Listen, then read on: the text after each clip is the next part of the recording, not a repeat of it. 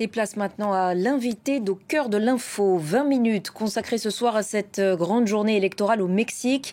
Présidentielle, législative, fédérale, municipale, le plus grand scrutin de l'histoire du pays. L'un des enjeux, c'est donc la magistrature suprême qui, pour succéder au président Andrés Manuel López Obrador, 2 femmes sont données favorites cette année et c'est inédit. Claudia Sheinbaum, la dauphine du président sortant, et Xochitl Gálvez, la candidate d'opposition. On en parle ce soir avec notre invitée Hélène Combe, directrice de recherche au CNRS, rattachée aux séries de Sciences Po, autrice entre autres d'un livre qui vient de sortir, De la rue à la présidence, foyer contestataire à Mexico. Bonsoir Hélène Combe, merci beaucoup d'être avec nous en direct de Mexico grâce aux moyens techniques de notre correspondante Laurence Cuvillier. 20 000 mandats donc en jeu, tous scrutins confondus. Cette année, maire, député, gouverneur, c'est inédit dans l'histoire du pays. Oui, tout à fait. En fait, le Mexique, pendant très longtemps, n'a pas eu d'élections coordonnées. Les élections locales, notamment pour gouverneurs et députés locaux, n'étaient pas en même temps que le scrutin national, les législatives, les sénatoriales et la présidentielle. Donc on est face aujourd'hui à un vrai défi en termes d'organisation, notamment pour la commission électorale, qui s'appelle l'Institut national électoral, en termes d'organisation. Donc c'est en effet le plus grand scrutin de l'histoire du Mexique qui a donc maintenant coordonné son calendrier électoral.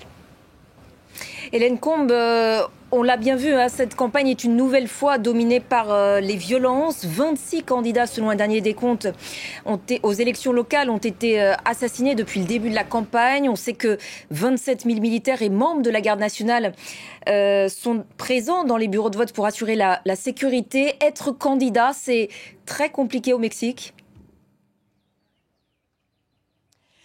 Oui, en effet, donc c'est une élection qui est marquée par une vague de violence extrêmement importante. Donc il y a à la fois des candidats qui ont été assassinés, mais aussi des militants qui accompagnent ces candidats. Dans certains États, comme dans l'État du Chiapas, il n'a pas été possible d'installer certains bureaux de vote.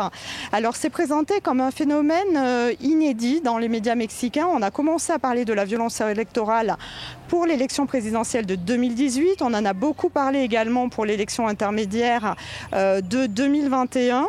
Et en fait, pour moi, qui travaille sur le Mexique depuis maintenant 25 ans, malheureusement, ce n'est pas un phénomène nouveau. Mais en fait, le fait que les élections nationales soient désormais en même temps que les élections locales donne de la visibilité à ces assassinats qui sont en fait des assassinats de candidats locaux, voire très locaux, à l'équivalent des conseils municipaux ou aux mairies. Et donc avant, il y avait des assassinats très très réguliers, mais comme le calendrier électoral n'était pas coordonné, il y avait des élections par exemple dans l'état du Guerrero où il y a Acapulco au mois de janvier, au mois de mai dans l'état du Michoacán. Et donc en fait, c'était quelques assassinats par-ci, quelques assassinats par-là. Et donc là, la coordination du calendrier électoral et puis la visibilité que la dimension nationale du scrutin donne en fait à l'élection contribue au fait que on prenne désormais en compte cette question. J'étais ce matin à l'Institut national électoral. Il y a eu 1 minute de silence pour les victimes de ce scrutin. Mais pour moi, ce qui est notable comme spécialiste de cette question, c'est que la violence électorale a une très grande continuité en termes de territorialisation. C'est les mêmes États fédérés où il y avait des assassinats dans les années 90 et aujourd'hui. Certains, mais comme la violence a pris une ampleur sans précédent au Mexique, notamment liée à la question de la guerre contre le narco. Il y a aussi d'autres États, comme aujourd'hui l'État du Chiapas ou des États comme l'État de Guanajuato, qui est un État très industriel, où dans les années 90, ce n'était pas le cas. Donc c'est vrai qu'il y a eu une augmentation et qui est liée au contexte général de violence aujourd'hui au Mexique. Et le crime organisé s'en prend spécifiquement aux candidats aux élections locales, aussi pour des questions économiques ? Oui, alors c'est des questions, je dirais, de contrôle du territoire. C'est quand ils se sentent sans doute menacés dans le contrôle du territoire qu'ils interviennent. Donc là, il y a eu un cas très médiatisé avant-hier. Un candidat a été assassiné alors qu'il s'apprêtait, il venait de dénoncer de l'achat de vote et il a été assassiné par 5, on appelle ça des pistoleros au Mexique, 5 hommes en armes. Et donc c'est vraiment, ce qui est très compliqué avec cette question-là, c'est que c'est aussi très divers en fonction des régions du Mexique. C'est pas les mêmes acteurs criminels. Ils s'en prennent pas aux mêmes partis. Tous les partis quasiment sont touchés. Le parti au pouvoir Morena compte lui-même de très nombreux candidats assassinés, mais également un petit parti qui s'appelle le Mouvement citoyen. Et donc ce qui est très compliqué pour lutter contre ce phénomène, c'est la très grande diversité des configurations locales et aussi que quand les candidats demandent en fait une protection, ça ne marche pas. Il y a un candidat qui a été assassiné dans l'état du Guerrero et qui avait 5 gardes du corps.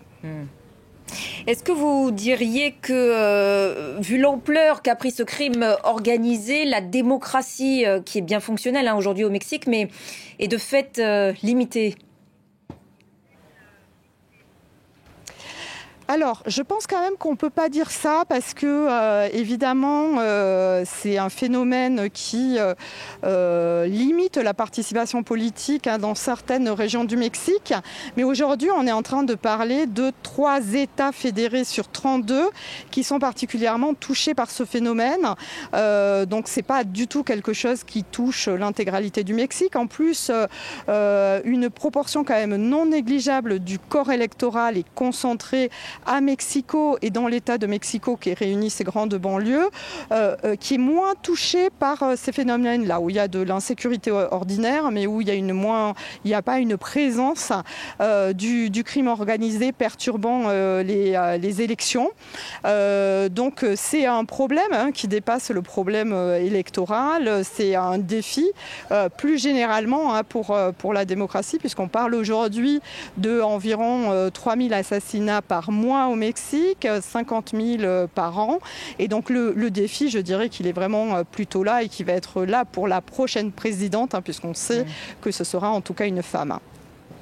Le marché de la drogue s'est beaucoup transformé ces dernières années. On sait que le fentanyl a pris une place prépondérante. Ça a véritablement remplacé la cocaïne, notamment comme machine à cash, si je puis dire, pour les cartels de la drogue.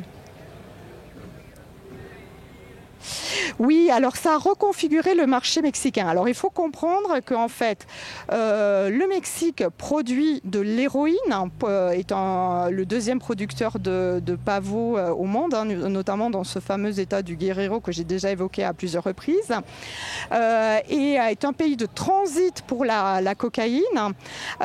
Et en fait, en effet, le fentanyl, les drogues de synthèse ont reconfiguré le marché, entraînant, si je peux le dire comme ça, une crise des drogues naturelles, mais ça a aussi contribué à la diversification des activités des cartels qui c'était pas nouveau, mais ça s'est accentué, beaucoup tourné aussi vers les questions d'extorsion des commerçants, d'extorsion des entrepreneurs, mais aussi tout le négoce des enlèvements. Donc ça a joué finalement sur la recomposition globale du crime. Et par ailleurs, on assiste aujourd'hui à une reconfiguration régionale du marché de la drogue. On l'a vu avec les événements dont l'Équateur a été le théâtre. Les cartels mexicains sont désormais très présents aussi bien en Colombie qu'en Équateur. Et l'Équateur est devenu la porte de sortie vers le Pacifique, vers l'Asie, vers la Chine, des cartels mexicains. Donc on est aussi dans une reconfiguration de nature régionale. Le mandat de López Obrador a été particulièrement violent. 180 000 personnes tuées durant ces 6 années au pouvoir. Quel est par ailleurs son bilan ? On sait qu'il reste quand même très populaire aujourd'hui. Quels sont les ressorts de cette popularité ? Alors, il y a des ressorts qui sont, je dirais, objectifs et des ressorts qui sont plus de nature subjective. Alors, les ressorts objectifs, ça a été une augmentation substantielle du salaire minimum, ça a été des programmes sociaux qui peuvent paraître relativement modestes, mais qui ont quand même contribué à sortir de la pauvreté une partie de la population. La pauvreté, durant son mandat, a diminué de plus de 8%, même si la pauvreté extrême s'est en partie maintenue.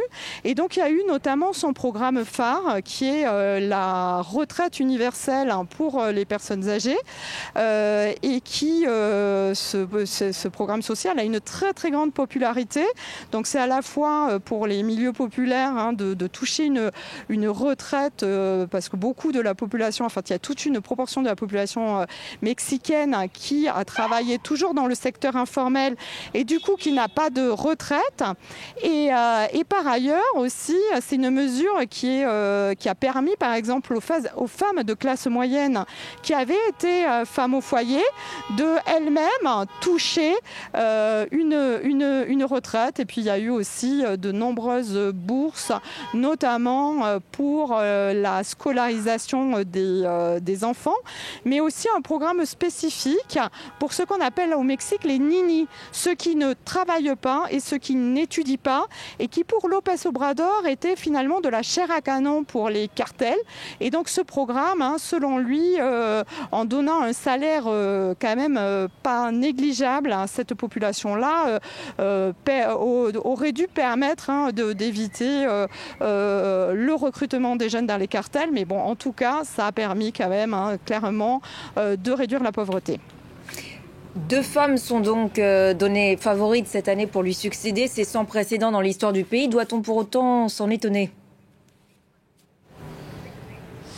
Alors, pour moi, qui suis arrivée au Mexique au milieu des années 90, pas du tout. En fait, il y a eu une féminisation très importante de la vie politique mexicaine qui a commencé au début des années 90 avec la création en 1989 du Parti de la Révolution démocratique, qui s'est beaucoup appuyé sur des mouvements sociaux qui étaient très féminisés, notamment les mouvements urbains qui partaient de revendications quotidiennes.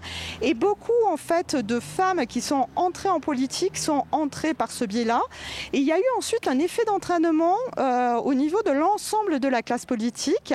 Il y a des mesures aussi législatives qui ont été mises en place, comme des quotas. Donc ça a été un changement de mentalité dans les partis, mais aussi des mesures légales.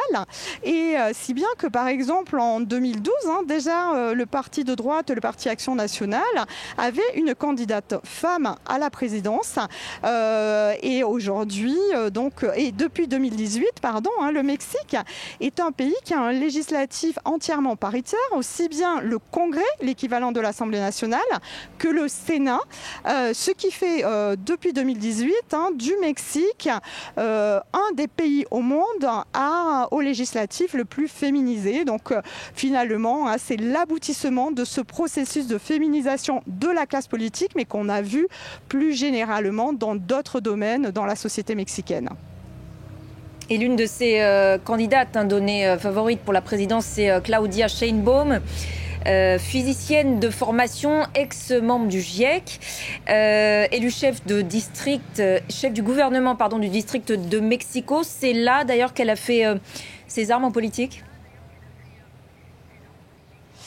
Oui, tout à fait. D'ailleurs, on transmet en direct de l'arrondissement Tlalpan dans le sud de la ville, dont elle a été maire d'arrondissement entre 2015 et 2018. Donc Claudia Sheinbaum, en fait, a une longue trajectoire politique qu'on oublie souvent en mettant beaucoup en avant le fait qu'elle serait la dauphine de López Obrador. Elle a été une figure d'une mobilisation étudiante en 1986, qui ensuite a participé donc à la fondation du Parti de la Révolution démocratique, démocratique en 1988. Donc elle a eu un militantisme constant tout au long de ces années. Quand elle vivait aux États-Unis, elle a aussi créé des comités locaux du Parti de la Révolution démocratique pour les Mexicains migrants en Californie. En fait, elle a ensuite, après 2006, donc en 2000, elle a été la ministre de l'Environnement de López Obrador. Donc ça s'explique à la fois par sa trajectoire militante, mais aussi parce qu'elle était docteur en ingénierie spécialisée dans ces questions-là. Donc elle avait une compétence qui était à cette époque-là relativement rare. Je voudrais juste rajouter un point qui me semble très important dans sa trajectoire pour expliquer ensuite sa victoire d'abord dans l'arrondissement de Tlalpan et puis ensuite à l'échelle de Mexico. Donc en 2007-2008, elle a été à la tête d'une mobilisation très importante contre la privatisation de la compagnie pétrolière Pemex, qui est un symbole pour la gauche et qui contribue très fortement au subside de l'État. Et elle a organisé cette mobilisation autour de brigades de femmes. C'est López Obrador qui avait choisi le nom, c'était les Adelitas, du nom des soldats de la Révolution. Mais c'était Claudia Sheinbaum qui était à la tête de ces brigades. Donc en fait, c'était 100 brigades à Mexico de 500 femmes. C'est à travers le travail de ces brigades qui ont bloqué d'abord le Sénat pour empêcher le vote de la loi, qui ensuite ont organisé une consultation citoyenne et puis après qui ont fait tout un travail de mobilisation pendant des années dans les quartiers de Mexico, qu'elle s'est créée elle qui venait d'un mouvement étudiant, qui est issue des classes moyennes intellectuelles, s'est créée toute une base militante en fait dans les quartiers populaires et on ne peut pas comprendre son investiture à la mairie de Mexico sans cette histoire de présence dans cette mobilisation de femmes qui a été assez singulière. Et face à elle, donc, Xochitl Gálvez, de l'opposition dite plus libérale. Elle représente en réalité une coalition très hétéroclite. Oui, tout à fait. Donc, c'est une candidate qui a eu un compagnonnage avec le parti de droite, le Parti Action Nationale. Elle a notamment été la directrice de l'Institut national indigène lors du premier gouvernement de transition en 2000. Jusqu'en 2000, c'était le Parti révolutionnaire institutionnel issu de la Révolution, qui était le parti hégémonique qui est resté au pouvoir pendant 70 ans.